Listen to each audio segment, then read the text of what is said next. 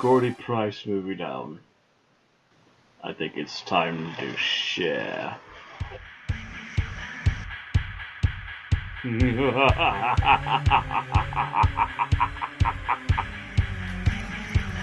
this script done. Does anyone else besides me hear music?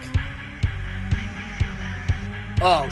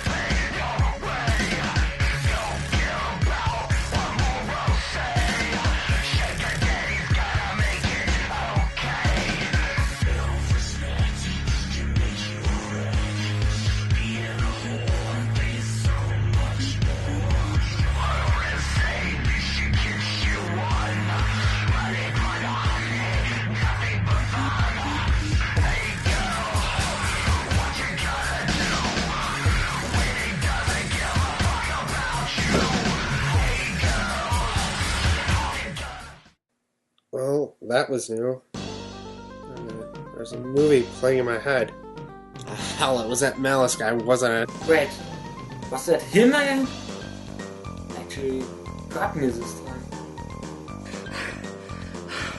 dang it, I'll warn us before you do that next time!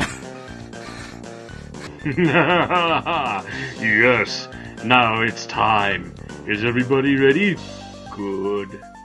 So then, The Devil's Door, not Devil's Door, is the latest movie from Gordon Gordy Price, a horror movie actor who has also taken independent movie directing, writing, producing, and editing to heart for the second time. We follow Detective Young yet again, this time played by Ricky Delonso, as he looks into a series of murders where the victims have had their hearts removed.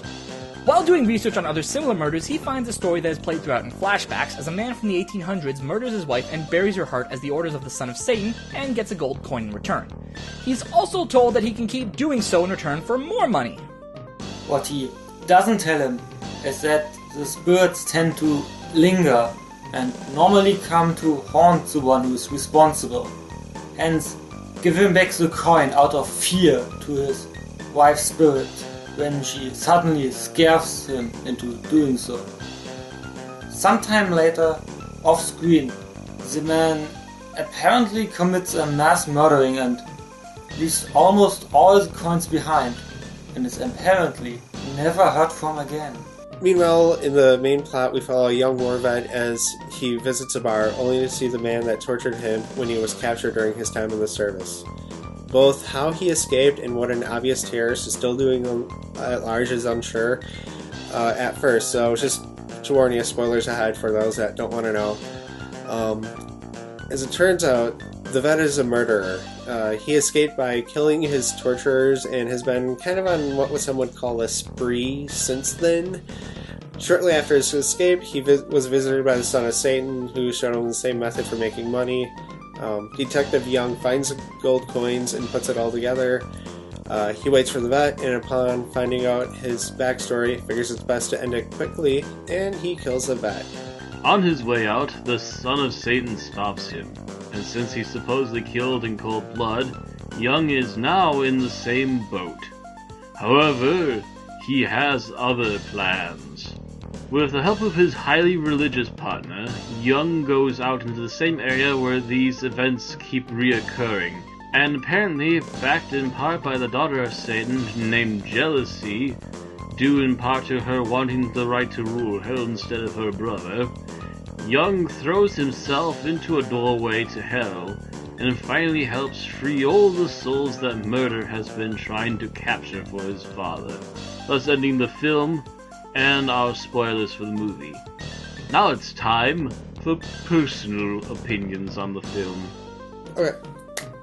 So, overall, The Devil's Door was an interesting story. It was one that I hadn't heard, or at least not quite in this fashion, so I enjoyed it in that regard. It was something that was a little bit unique. And for a low-budget film, they did all right with the effects. I mean, I'm not going to knock them hard because I kind of expected something rough, and that's pretty much what we got, something rough. But at the same time, I didn't feel like it was complete or afterthought. Like they were just throwing something together. It felt like they were taking the time to at least give you a rough idea, make some of it at least feel a little bit tangible. So kudos for them for the effort. Plus, there's even a nod to it, like at the end of the movie when the souls escape. Like I noticed a bunch of people doing yoga poses. I could have sworn I saw Gangnam Style in there. So just a bunch of it was just kind of like a nod to the people that were paying attention to the effects during the film. I thought it. So give it a thumbs up. Yeah, the acting was a little rough at times. The bar scene, like for some reason, just kind of felt off at the beginning of the movie for me. But as it got going, though, it seemed to like it got a little bit more natural and a little bit more smooth. So,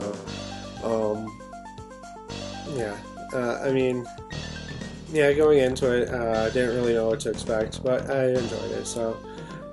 If you got some time and you want to check out an indie film and something that's really low budget, but it still has an interesting story to it, you should go watch The Devil's Door. In particular, I found it a very interesting film.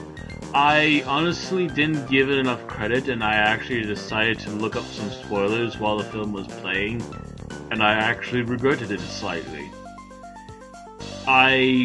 For whatever reason, I trusted Gory completely the first time, and for whatever reason, I felt this was maybe playing too hot and loose for me at first, but I just didn't trust it to actually start to piece together sensibly, and I fully regret it because I ruined it for myself, and it turned out that it did finally, after about the midway point, start to mesh together quite nicely. If I had any choice in taking anything back about this movie, I would take back the fact that I did that to myself. His choice in movies is very independent, and I don't mind his cinematography as grainy as it is as mine is, because look what I have to deal with. However, I will say there's one thing I am slightly annoyed by in this particular movie of his, which is that I think Gordy needs to learn a little bit about audio.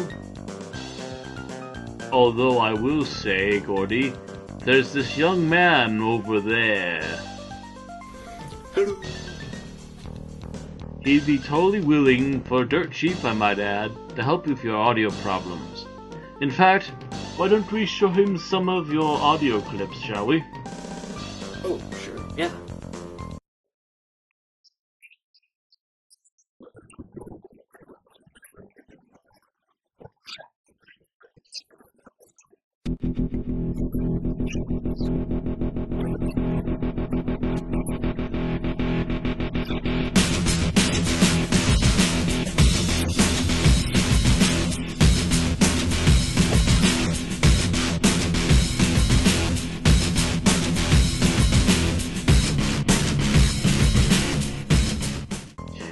Just food for thought, Gordy, especially considering that he can't seem to find a job.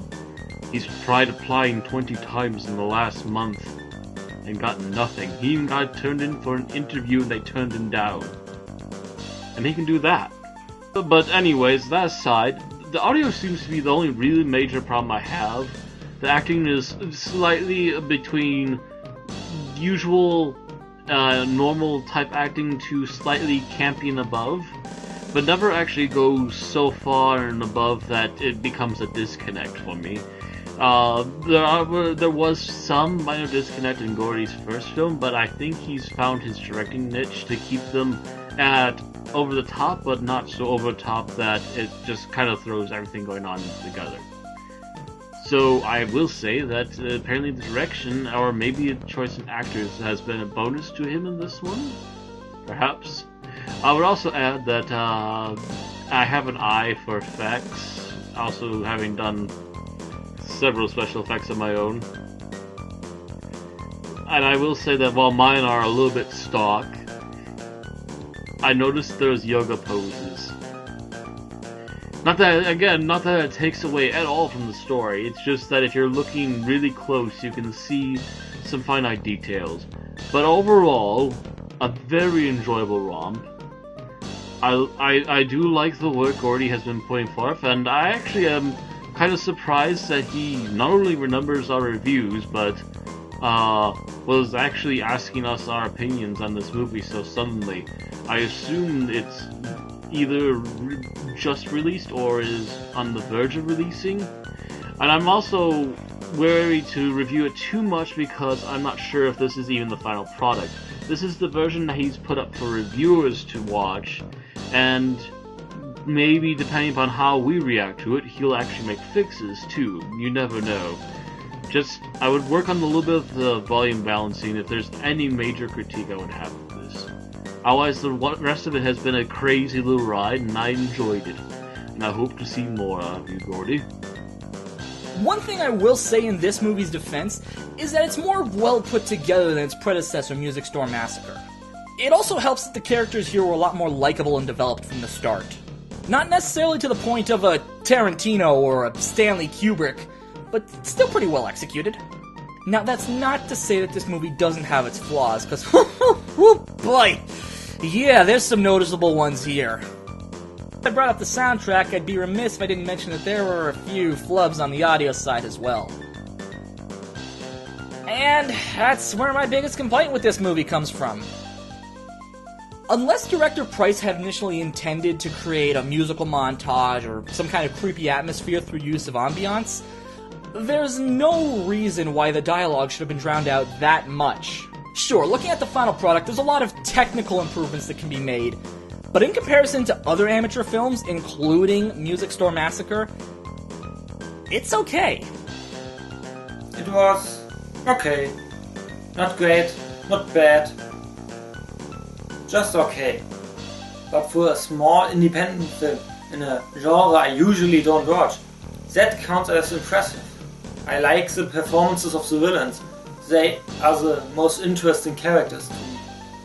However, it was a bit confusing that two of them, the main terrorist and the son of Satan, are played by the same actor.